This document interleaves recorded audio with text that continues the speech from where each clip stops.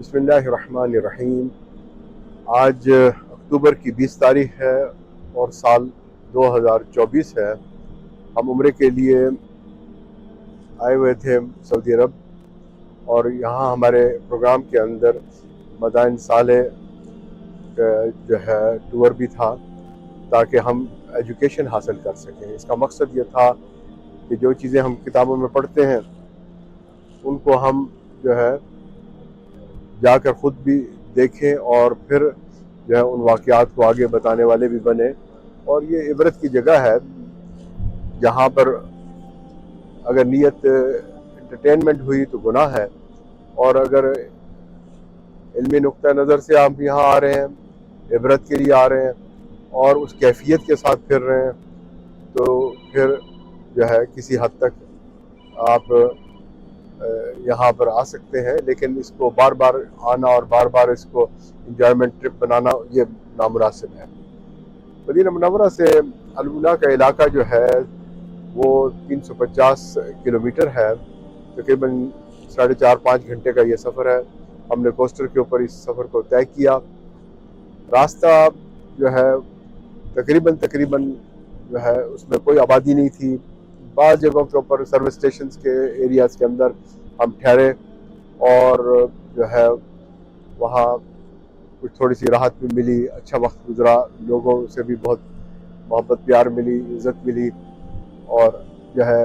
Mostly area جیسے کہ آپ اس وقت دیکھ رہے ہیں کہ سامنے پہاڑ ہیں، رنگ برنگ، اس میں ریڈ کلر بھی آ رہا ہے، بلیک کلر بھی ہے، اور کہیں کہیں ریگستان اور بلیک بڑے بڑے پتھر جو ہے ریت کے اوپر گرے ہوئے دکھائی دیتے رہے۔ سڑک جو ہے موسٹلی جو ہے وہ 2 لین والی تھی، آمنے سامنے بھی سڑک میں ٹریفک آ رہی تھی، لیکن زیادہ ٹریفک نہیں تھی اس سارے راستے کے اندر۔ اور الحمدللہ اب اس وقت ہم یہ سفر طے کرتے ہوئے تقریباً الاولیٰ کے جو ہے اس کے اندر داخل ہو چکے ہیں۔ یہاں پر آپ رہائشی علاقہ بھی دیکھ رہے ہیں، اور یہاں اب ہم ہوٹل میں جائیں گے، وہاں کچھ وقت گزاریں گے، پھر مدائن صالح جو مقام ہے وہاں پر جائیں گے۔ اور اس کی تاریخ یہ ہے کہ وہاں قوم سمود بستی تھی اور وہ بتوں کی عبادت کرتی تھی، اور حضرت صالح علیہ السلام کو اللہ تعالیٰ نے نبی بنا کر وہاں پر بھیجا۔ انہوں نے لوگوں کو ایک خدا کی عبادت کرنے کا حکم دیا، لیکن قوم جو ہے وہ اس بات کو ماننے کے لیے تیار نہیں تھی۔ جس طرح ہر قوم نے آ کر نبیوں کو جھٹلایا، اس قوم نے بھی اسی طرح نبی کی بات کو نہ مانا اور آپ کو جھٹلاتے رہے، حتیٰ کہ ایک مرتبہ حضرت صالح علیہ السلام اپنے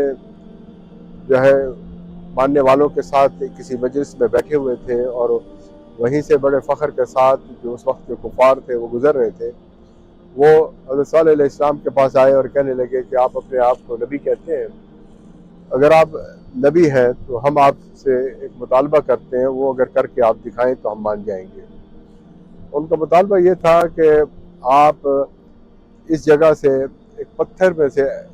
ایک ایسی اونٹنی جو ہے وہ نکالیں جو بچہ جننے والی ہو، اور کیونکہ بچہ جب اونٹنی جلتی ہے تو پھر اس کا دودھ بھی آتا ہے۔ تو انہوں نے یعنی ایک ایسی چیز کا مطالبہ کیا جو یعنی اونٹ کی زندگی میں یا اونٹنی کی زندگی میں موسٹ کمپلیکیٹڈ چیز ہے، کہ اونٹنی بھی ہے، بچہ بھی ہے اس کے پیٹ میں، اور پھر اس کے بعد وہ دودھ بھی دے گی۔ تو اس طرح سے انہوں نے ایک امپاسبل چیز کو مطالبہ کر کے ان سے جب کہا، تو حضرت صالح علیہ السلام نے کہا کہ بھئی یاد رکھو کہ اگر تم یہ مطالبہ کر رہے ہو، اللہ نے اس کو پورا کر دیا، تو ایسی صورت میں تمہیں پھر اللہ تعالیٰ کی عبادت کرنی ہوگی، بتوں کو چھوڑنا ہوگا، اور اس معجزے کے بعد تم اس اونٹنی کو کوئی تکلیف نہیں پہنچا سکو گے۔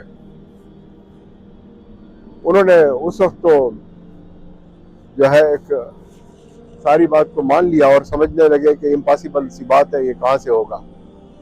حضرت صالح علیہ السلام نے اللہ تعالیٰ سے دعا کی، اللہ تعالیٰ نے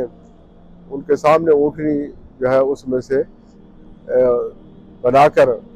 کھڑی کر دی۔ اللہ کے لیے کون سا کام مشکل ہے، کن فیکون۔ اللہ اب جب یہ اونٹنی پیدا ہو گئی تو اس کے بعد حضرت صالح علیہ السلام نے ان کو بتایا کہ ایک دن یہ اونٹنی جو ہے وہ پانی پیے گی آپ کے اس چشمے سے جہاں سے ہر کوئی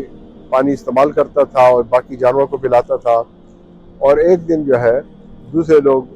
جو ہے وہ اس چشمے کو استعمال کریں گے۔ چنانچہ یہ اونٹنی ایک دن پانی پیتی اور بہت سارا پانی استعمال کرتی، اور جو ہے اس دن باقی لوگوں کو تکلیف ہوتی تھی، اور خاص طور پر اگر کوئی انکار کرنے والا کافر ہو تو اس کو تو پھر بہت ہی زیادہ تکلیف ہوگی۔ اور یہی ہوا کہ اس وقت کے کفار بالآخر جو ہے اعتراض کرنے لگ گئے اور آپس میں بات کرنے لگ گئے کہ اس اونٹنی کی وجہ سے ہمارے جانور ہم جو ہے وہ پیاسے رہتے ہیں، ایک دن کی ہمیں تکلیف ہوتی ہے، اور جو ہے وہ اپنے وعدے سے بھی پھر گئے کہ ہم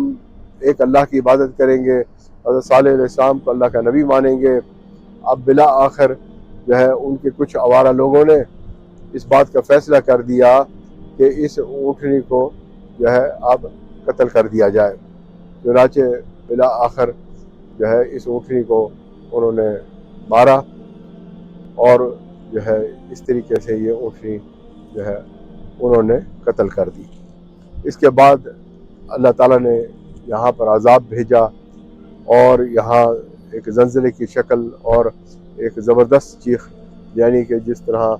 آسمانوں سے بجلیاں کڑکتی ہیں وہ کیفیت تھی، اور جو ہے یہ وہ لوگ جو بڑے ہی اسٹرانگ تھے، بہت ہی ہائی سویلائزیشن تھی اس وقت کی، بہت بڑے علاقے میں جو ہے ان کی حکومت تھی، اور یہ لوگ کھیتی باڑی کا کام کرتے تھے اور بڑے بڑے گھر پتھروں کے اندر بناتے تھے، اور جو ہے ان کا رعب پورے علاقے میں ہوتا تھا، اور پل بھر میں اللہ تعالیٰ نے جو ہے سب کچھ ختم کر دیا، اور ان کی ساری سویلائزیشن جو ہے وہ ایک دم جو ہے ختم ہو گئی۔ اعوذ باللہ من الشیطان الرجیم وَإِلَى ثَمُودَ أَخَاهُمْ صَالِحًا قَالَ يَا قَوْمِ اعْبُدُوا اللَّهَ مَا لَكُمْ مِنْ إِلَٰهٍ غَيْرُهُ قَدْ جَاءَتْكُمْ بَيِّنَةٌ مِّن رَّبِّكُمْ هَٰذِهِ نَاقَةُ اللَّهِ لَكُمْ آيَةً فذروها تأكل في أرض الله ولا تمسوها بسوء فيأخذكم عذاب أليم۔